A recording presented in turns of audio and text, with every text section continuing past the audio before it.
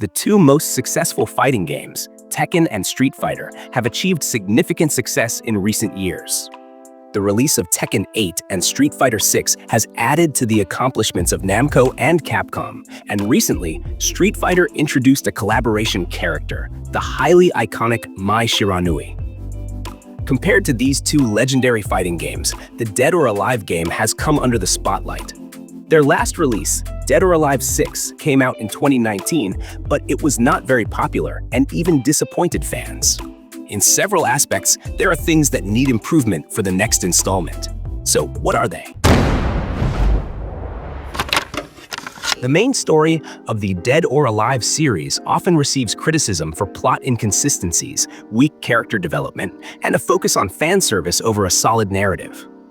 The series attempts to combine martial arts tournaments with a sinister corporation conspiracy, Doitech, cloning, and superhuman experiments, but its execution often feels messy. Some characters have storylines that seem important in one game but are ignored in the next without clear explanation. Additionally, many characters serve as icons without significant story development, such as the rivalry between Kasumi and Ayane, or Ryu Hayabusa and Raido, which sometimes feels forced or lacks meaningful progression. One of the biggest issues in the Dead or Alive story is how fan service often overtakes the main narrative. The franchise is more well known for its visual aspects, character design, and beach volleyball mode than for a strong storyline. As a result, the plot in many games feels like just a reason to bring characters together for battles without having a real impact on the overall story. Furthermore, the cloning experiment theme, such as with Kasumi and her clone Alpha 152, actually has potential for deeper exploration, but it is executed in a cliched and underdeveloped manner. Additionally, the antagonists that could threaten the storyline feel weak in these games. One key example is Donovan, the leader of the evil organization Myst, formerly part of Doitech, who should be the mastermind behind many conflicts in the DOA series.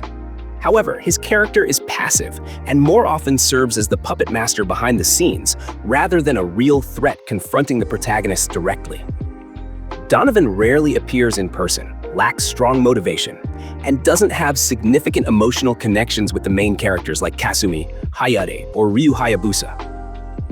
Apart from Donovan, there is also Raido, Kasumi, and Hayate's evil uncle, who actually has the potential to be a stronger main antagonist, but is not well developed.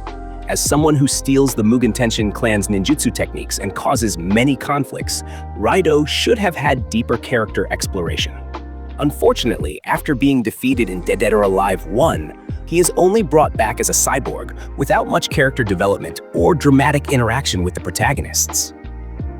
Additionally, Alpha 152, a clone of Kasumi, who becomes one of the main bosses in the series, fails to be an interesting antagonist. This character lacks strong motivation beyond being a weapon, making her feel like a soulless boss. Although fighting against her is challenging, there is no strong emotional background to make players truly care about her conflict. To improve the story quality in Dead or Alive, there are several ways to make the antagonists stronger and more memorable. One approach is to provide a deeper personal connection with the main characters, such as giving Donovan a dark history with the Mugen Tenshin clan, or exploring Raido's hatred toward Kasumi and Hayate. Furthermore, the antagonists should be present more frequently in the story, not just as hidden masterminds at the end of the game. Elements of betrayal or surprising twists could also add to the story's appeal, such as if one of the heroic characters like Helena turns out to have a secret agenda and works with Donovan for a particular purpose.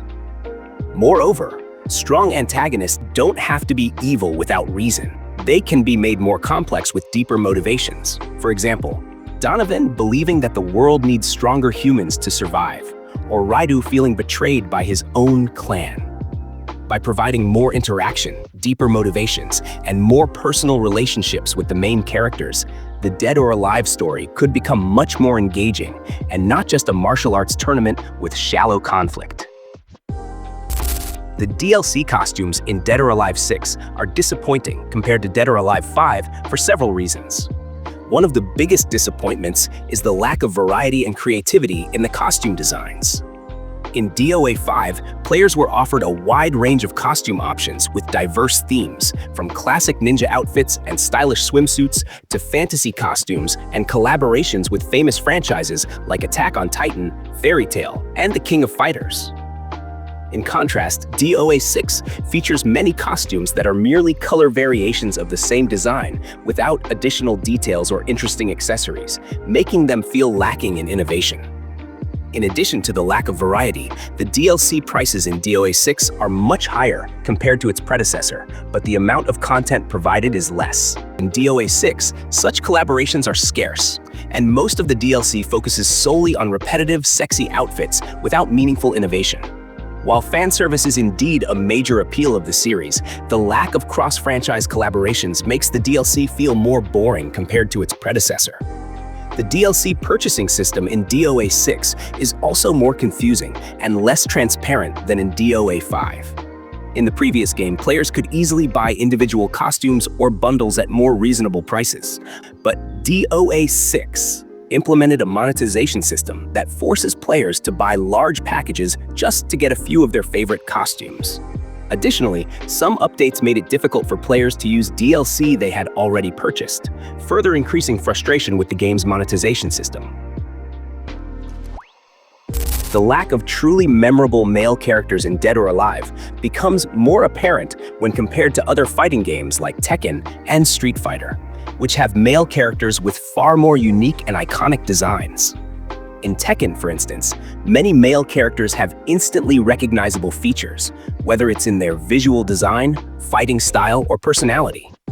Heihachi Mishima is the perfect example of a memorable male character, with his signature horn-shaped hair and strong personality as the main antagonist. Additionally, there's Yoshimitsu, the cybernetic ninja who evolves in each Tekken installment.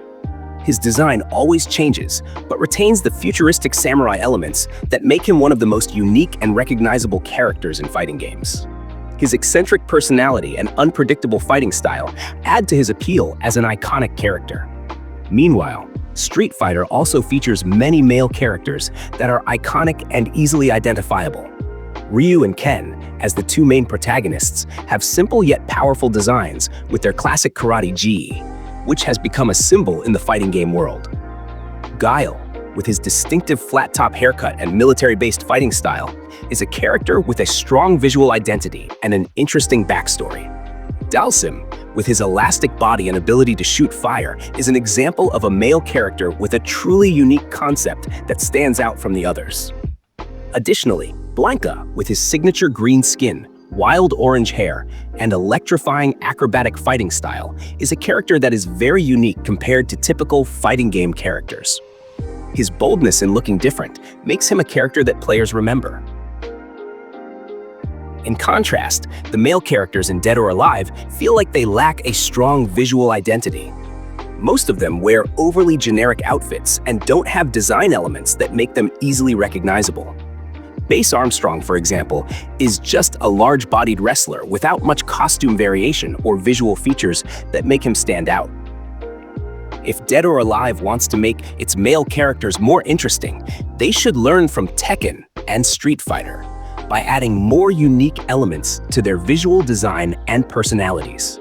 Additionally, offering more costume variations and distinct fighting styles could help male characters in DOA gain more attention from players. Alright, I think those are the key issues that Dead or Alive needs to address. They need to innovate more if they want to compete with Tekken and Street Fighter. As for the collaboration and esports aspects, those can come later because the core presentation, as mentioned earlier, especially the main story, is the most important area that needs deeper improvement.